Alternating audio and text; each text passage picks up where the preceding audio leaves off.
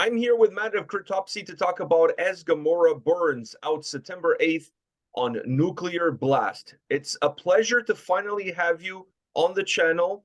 I hope there's a lot of hops in your step today, and you have your Vox ready for this conversation. So, how's things going with you, Matt?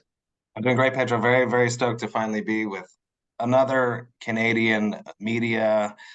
You've been killing it, man. Just keep going. I think it's awesome. I love watching people do things, and you're one of the best in Canada. I know that. A lot of people have told me that too. So, Well, I appreciate it. Coming from you, that means a lot. That's like an extremely high praise. So, thank you a very lot of much. people have told me they're like, there's you and there's Pedro. A&P-Reacts. I really appreciate it. Like I said, coming from you, it really means a lot. So let's get into this. And let me start off by asking you, 11 years, it's a long time. How was the path within those 11 years that finally led you to As Gamora Burns? We were very busy. There was no full lengths between the self-titled that came out in 2012 till As Gamora Burns, but we did drop two EPs. So when Cryptopsy goes into writing mode, it's like really a cocooning thing. So the touring goes away and we just start writing. And that happened twice for the Book of Suffering, Tome 1 and Tome 2. So those took time. And the reason we were doing EPs was we were hoping to get music out faster to the fans, but that was a fallacy. And we just ended up taking just as much time to do 4 songs as we would have taken to do 8. So we leaned back into going into a full length record. But we toured a lot. We those 11 years were extremely busy. We played so many shows. We toured countless times. We did None So Violent in its entirety.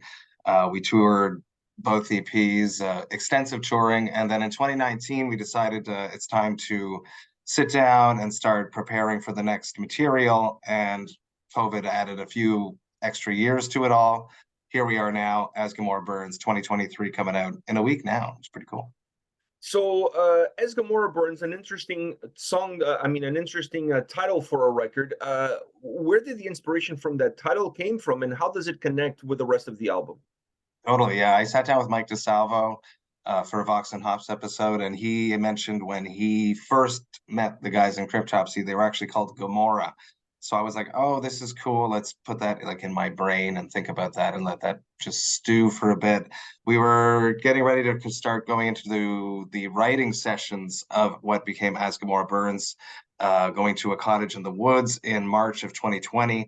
And before that, I came to the band, I think in January of 2020, with the idea of paralleling the biblical story of Sodom and Gomorrah against that of the birth of the internet, social media, more specifically. So with the podcast, I don't know how it is for you. With the podcast, I found and find myself in this real struggle of addiction to social media. It's something that I'm trying to work on personally, and I have been trying to work on. But the algorithm is so strong, and the dopamine drip that you get with the notifications and the endless scrolling and the likes and the follow, it's never ending. So I wanted to talk about that and to showcase that the human race has overindulged in what the internet can give us, social media specifically, and it's going to bring a whole bunch of negative impacts into our lives as it has. Much like Sodom and Gomorrah. So Sodom and Gomorrah was a utopia, wealth of knowledge, and abundance of all good things, and then humans overindulged in it and God smited them. So as with the internet, an abundance of knowledge, of amazingly good feeling things such as the dopamine drip, as I was talking about before. But there's also a whole bunch of negative things that have happened due to the impact of social media and the internet, such as online stalkers, defamation, online cults, religious people that take advantage of the elderly, the isolating factor of being a social media influencer, catfishing. And I just went through hunting on the internet trying to find true life stories, because since the self-titled, I've been writing from specific things that have happened in history and then like embellishing them as a creative writing experiment. So that's what I did. I found 8 concepts and I found stories that are true stories that fit into each of these things that have never would have happened with if it wasn't for the internet. And then I embellish them and as Gamora Burns. Wow, unreal. All true. Everything that you said. Being on the internet, there's a lot of positive and there's a lot of negative. You really need to learn how to differentiate the good from the bad and try to separate yourself. It's super difficult, as you know. It really becomes. Yeah, because it's like a two-edged sword, right? Like you want to like have a balance with it, but you're not if you're not super involved in it, the algorithm's going to know and then penalize your future posts. So it's fucking horrible. Yeah, it is. It is. It's a game that we have to play, which is why a lot of bigger bands have social media people that do all the work for them, because it's artists nowadays spend more time promoting themselves on the internet than actually performing and or writing music, and that's weird. It is weird and it's strange and it shouldn't be that way. But like you said, if you don't do those necessary steps on not just the necessary steps, but if you don't do it on a regular basis, you're out of the tribe. Like they kick you out of the island. So you Exactly. And then another aspect of the internet and the internet in itself and social media itself is the incapacity. We as human race now are incapable of being bored. Being bored is a feeling that none of us are mentally capable of handling anymore. The first thing that we all do now, the moment we have a tiny second of availability, is reach for our phones. And that's scary. That's scary for future generations. And I'm not, I'm sounding like an old man yelling at a cloud there, but the watching kids in the public transport or in the back seat, or I work in a daycare, so watching a kid walk in from the car with their parents' phone in their hand is weird. I think kids need to be bored. It's an essential human life skill that we need to have to cope with boredom. It leads to creativity. Exactly, because how many amazing things have happened in the world thanks to someone being bored. Yeah, it leads to creativity. I know myself as a kid, I didn't have a cell phone. So the moment that I was bored, I had to create something that would get me out of that boredom, whatever that was. And you create a game, you create a thought process, you create a song, you create a painting, Exactly. What have you. I totally get it. Now you mentioned that you guys discovered very quickly that working on 4 songs took you the same amount of time as working on 8. So how was when it came down to creating this album, how was that process for you? It was super rough because we started right before the pandemic hit, and then the pandemic hit. So we were in a cottage in the woods for 5 days in March, and then the Friday of that time we were in the cottage is when Trump closed everything. So leading up to it was our phones were blowing up. The anxiety that leaked into the album due to what we were writing that week, you could feel it. There's a weirdness on the album, and it comes from that, the root of it. I think you can feel our anxiety. After that, we tried doing like Zoom sessions, writing. It was just horrible. It was like trying to keep that creative juices flowing. And then like life just sort of happened. Members that typically don't work started working, and scheduling. Finally, Canada had pretty strict regulations, but finally we could start getting together again. And then once like we were back together, that's when the ball started rolling. But it's really Chris that drove the whole record. He pushed us and made sure that it got finished. Chris is a producer, so anytime that he works on his band is like doing overtime at work, if you look at it that way, because he does a full day in the studio and then he stays in the studio to keep composing for his own band. So sometimes, you just don't feel like doing extra work that you just finished doing, even if it's for yourself and it's something rewarding. It's sometimes you just don't feel like it. So it just added more and more time to it. Luckily, we do have the internet, which is funny, to keep us connected, and we'd be able to like file share, and that's like obviously a super huge plus of the internet. So I don't want no internet. I just want people to examine their relationship with the internet. Yeah, it's not about it's like that old saying that everything in moderation is okay. It's just like when you overindulge on something, regardless of how good that something is. I mean, lettuce is great for you, but if all you eat is lettuce, you're going to have some other health issues that are going to come about from just having lettuce. I think internet is a little bit of the lettuce of the world. You need it, but in moderation.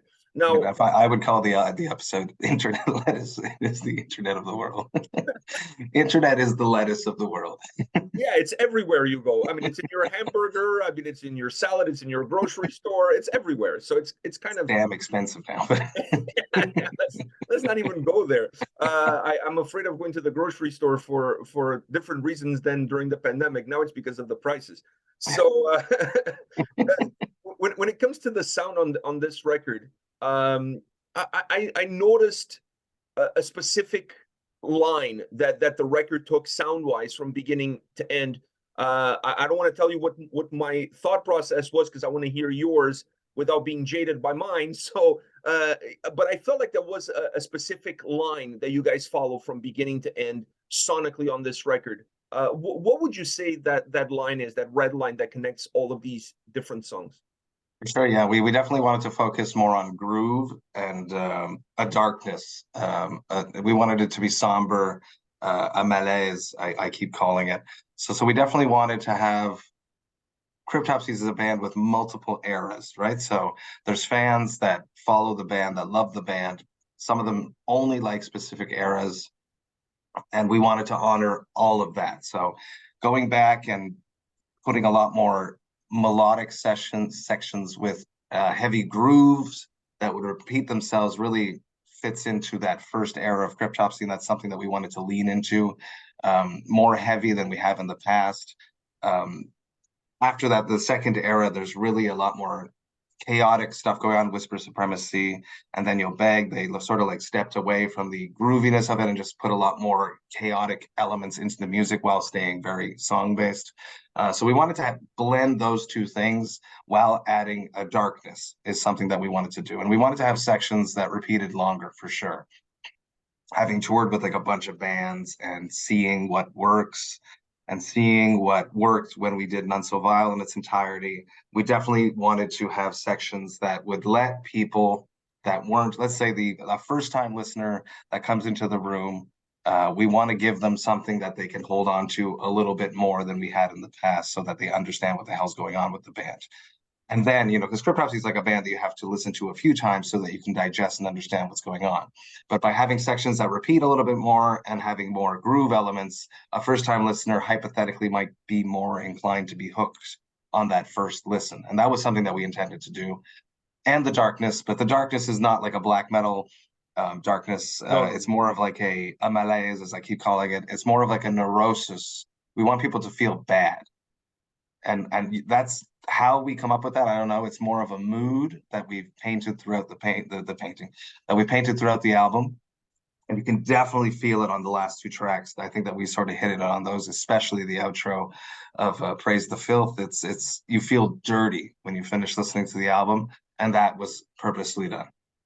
I'm very, my thought process is very close to what you just said in terms of how the album comes across. I thought you guys managed to create a very brutal sounding album, but also at the same time easy to digest. It's not a cumbersome record. It almost feels oversimplified at times, which allows, I think, for a new listener to the band, this is a great record to get into because I think it's a great record to digest and get the feel of what the band is. I think it's going to come down to how long of a fan you've been of the band and what era you prefer in terms of how this album is going to hit or miss.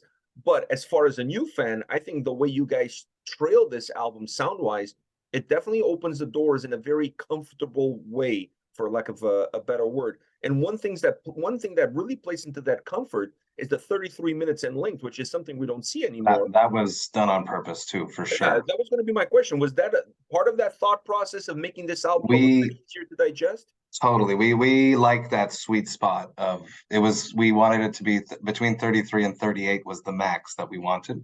And that's because it has to be digestible.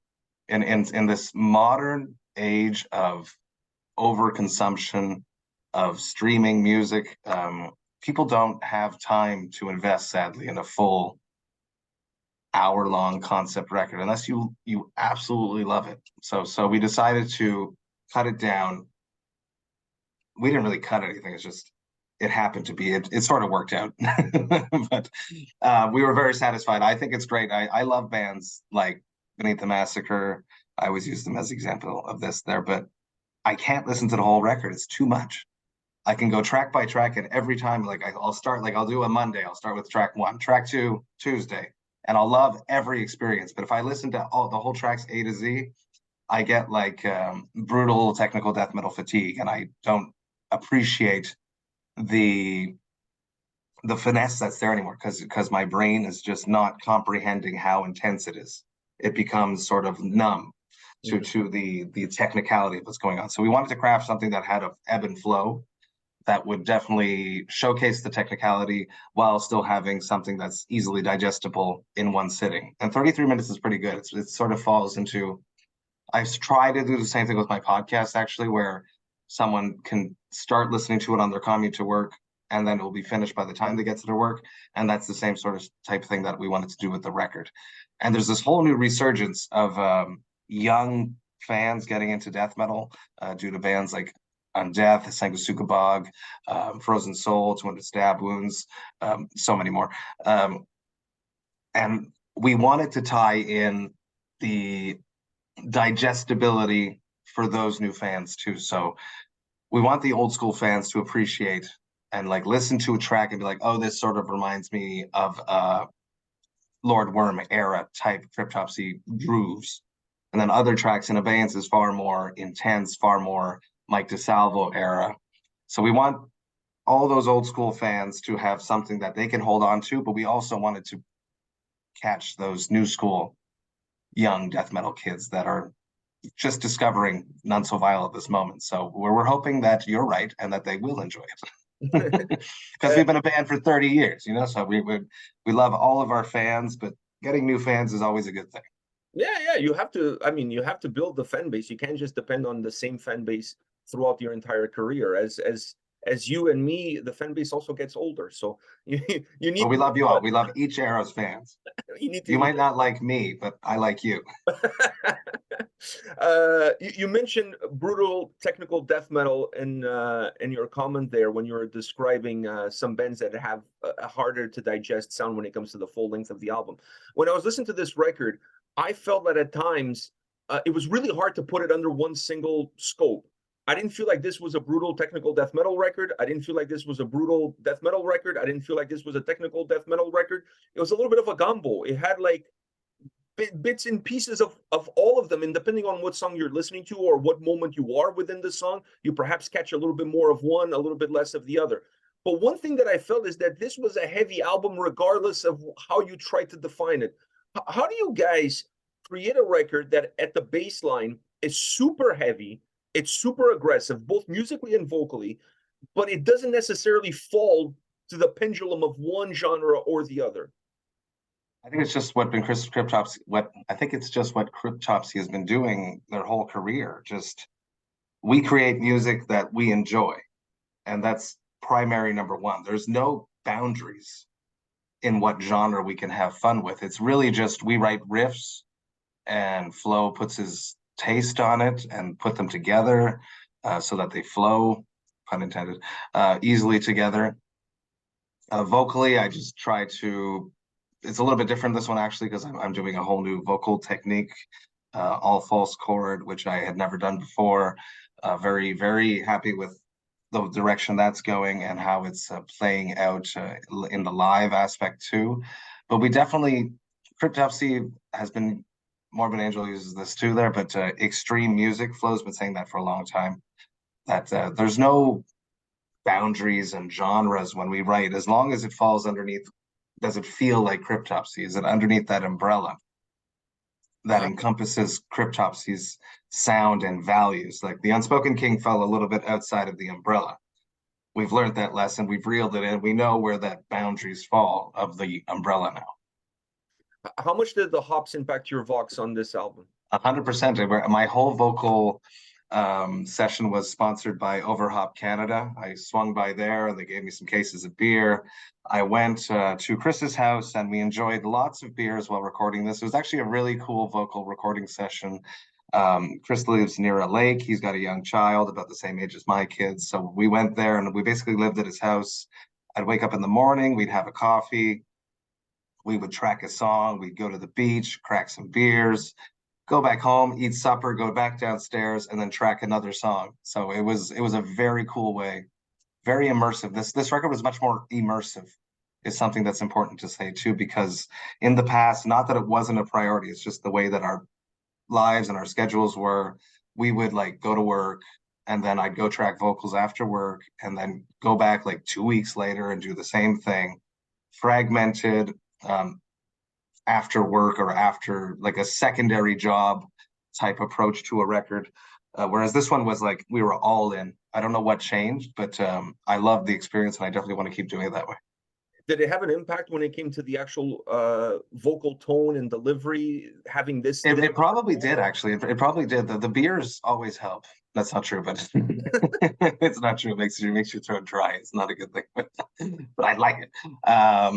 The it probably did. It most definitely did. Being just so immersed in day after day and having a routine, and being able to like step out of the studio and be with your family and then back. It's just a really casual experience. Working with Chris is always amazing. But this one was like next level, really top tier, super fun experience. And vocally, it worked. I'm happy that my voice has stayed in shape all these years, and that it continues to throughout the Carnival of Death that starts next week. I want to talk about that, but before we talk about the tour, let me ask you one thing about this length in between full length albums. In this period of time, a lot of things have changed in extreme metal and death metal. A lot of bands have popped up, and when you look at the landscape, and specifically you, because of your podcast, you obviously have visibility to what's going on. You're talking to people in different bands all the time. How does that change in the ecosystem of what death metal used to be and what death metal is, has an impact on you personally as an artist? I was such not a death metal head is the thing, right? So I think I've grown into becoming a death metal head. Like when I joined the band, I was a metalcore child. I liked In Flames. I liked Killswitch Engage and Lamb of God.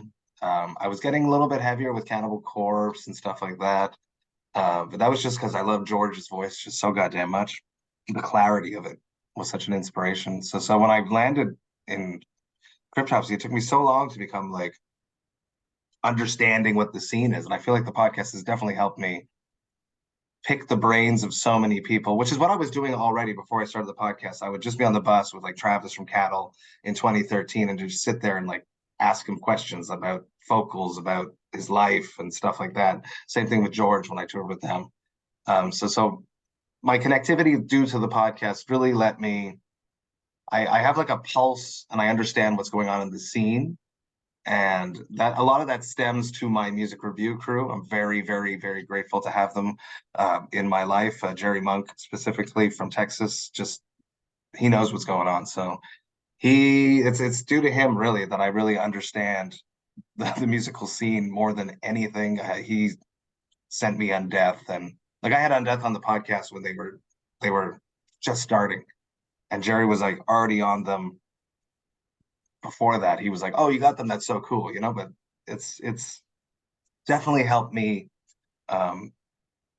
building tour packages for sure. Like leading on now, I want to craft something that's interesting and balanced, keeping what the new kids enjoy and keeping what the old school fans will enjoy. I think that all these tools that I've gathered over the years of the podcast have really, really helped enhance the future of Cryptopsy. I'm with you on that. I actually I had Undead, Sanguisugabog, and Frozen Soul on the channel like Yeah, way ago when they were not even on the radar of anybody. Like yeah. nobody was even talking about these guys, and I think it just speaks volumes for when you're able to listen to a band like that and see something special about them that perhaps other people haven't seen yet. And then podcasts like yours open the doors for other people to find that same thing that you saw special in them. Other people will see it. I think it's really important.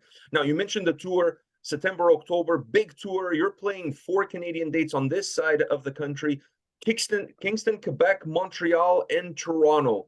How excited for you is to play these dates? I know like a tour is always exciting to play like big venues in New York and LA and whatever, but this return to home here, how is going to be this stretch? It's going to be the end of the tour, so we're going to be stinky. It's it's going to be fun. No, Bring we love, Febreze to the you show, know, like basically. I Yeah, I started my first tours ever, like my first out of town gigs were like always Ottawa, Toronto. So they're like second homes to me and the Cryptopsy guys. Cryptopsy broke their ground back in the 90s touring Canada. So Canada is a very special place in our hearts, and there's gonna be lots of friends at the shows. We're gonna be good by then, which is good too, because it's at the end of the tour. So we're gonna perform really well, which is always a plus. It's always nice to finish at home. It's going to be a big party. Lots of people are going to come out to Toronto dates. It's like a second home to us. So it's going to feel amazing. And I can't wait to do it. I can't wait to just get out there and to like brush off all the cobwebs. We're switching to in-ear monitors on this tour. So there's a bit of anxiety of trying something new after doing something some one way for so many years. But we're going to get there. But, Toronto, Kingston, Quebec City. Quebec City is also a second home. I have lots of good friends over there. Looking forward to it. It's been a long overdue that we haven't performed, and it's about time that we're back. And like I said, it's a massive tour. Great lineup. Abysmal Dawn is on the lineup. It's just a massive lineup altogether. Now, do you guys get more guest list requests for the Canadian shows than the US shows? Yes, 100% yes. Montreal is always a shit show when it comes to guests. There's certain dates for my craft beer thing that it's not available because we need all the spots we can get. But yes, it's always a headache. But at that point in the tour, we're gonna know all the bands, and there's like a global guest list, right? There's Cryptopsy's guest list, but some of the bands might not have as many friends in each city, so we'll be able to steal up some of their spots too. All right. Good to know, because I'm going to take one of those. So just I got you. my request right now. Now, as you're going to be super busy because you have an album coming out, you have this massive tour. It's not going to end there because you're going to keep touring. You're going to go to Europe, tour there. The next thing you know, it's summer festival season. That shit sneaks up on you super fast. Correct. So you guys are going to be super busy with this release. Is there going to be time for Vox and Hops? Oh, 100%. I actually, about a year ago or 2 years ago, I started taking breaks. So I would do 3 months on. Basically, it's like seasons. My wife keeps saying, "You're doing seasons, man." That's basically what I'm doing. I do seasons now. So I do a fall season, I take a month off, and then I do a winter season, spring season, summer season. So I just finished my summer season, and August was a month off. So throughout the month of August, I did about 40 interviews like this for the album. But at the same time, I edited and built 7 to 8 episodes for Vox and Hops, and they're all set to go throughout the tour. So Vox and Hops is not over. I'm going to go back to doing them on tour, which is something how I started Vox and Hops. So I have plans to interview basically the whole tour package, and I'm going to see a bunch of friends out on the road that are going to come out, and I'll do interviews with them. I'm looking forward to continuing. Vox and Hops is not over. It's continuing. I have my 5-year anniversary party that's coming up on October 21st at Mutoid. I booked two of them from a legendary Quebec-based metal band. I can't tell you who yet, but if you know the Quebec metal scene, they are the legends, and I'm very stoked to have them there. We're going to be releasing 5 Metal Injection Presents Vox and Hops Pit Culture beers that night from Quebec breweries. It's going to be a big party night, October 21st at Mutoid. So no, Vox and Hops is far from over. I've had to shift I call it my hustle brain. The things that make me do all these crazy things with Vox and Hops, I've sort of had to divert it to the band for the moment, but the podcast still runs itself. So just sitting down, having conversations, releasing episodes is still continuing, and the hustle brain will find a way to readjust as things go after the album comes out. I honestly don't know if I should call you the Rick Ross of metal or the P. Diddy of metal, because you got your hands on so many things. I don't know how you do it, dude. I don't know how I suffer. I suffer crippling anxiety on Sunday nights. That's how I do this. When I worked with Chris Kelsey, it was like the Chris Kelsey directed the videos, and he did some work with Vox and Hops for Brutal North America back in 2021. He was like, "Dude, where do you write this down?" I was like, "I don't write anything down." But I suffer from crippling anxiety on Sunday nights always. I don't know how you do it. I if I had a hat right now, I'd be tipping it, because I know how much work just goes on my little YouTube channel. Imagine everything that you're doing with the band, albums, tours, podcast, beers. Like, I don't know, man. Like, it's one thing at a time. Just one thing at a time, and that's how I get through most things. And an organized plan each day to attack specific tasks is literally how I get it, but it's very kind of you, and your channel's killing it. So you just keep doing what you're doing. And anyone that's watching, it takes 7 hours basically for one episode. And that's the truth from A to Z, from like scheduling to final post of promoting it. It's about 7 hours from what I've calculated. Unreal, unreal. My level of appreciation for you just grew stratospherically. Like it's unlimited, like unreal. Matt, thank you very much for your time today. You have more interviews to go through, so I just want to say thank you. I'll see you on the road. I'll see you at the Toronto show. Hell yes, Pedro. Thank you so much, and I appreciate you. Take care. Cheers. Bye.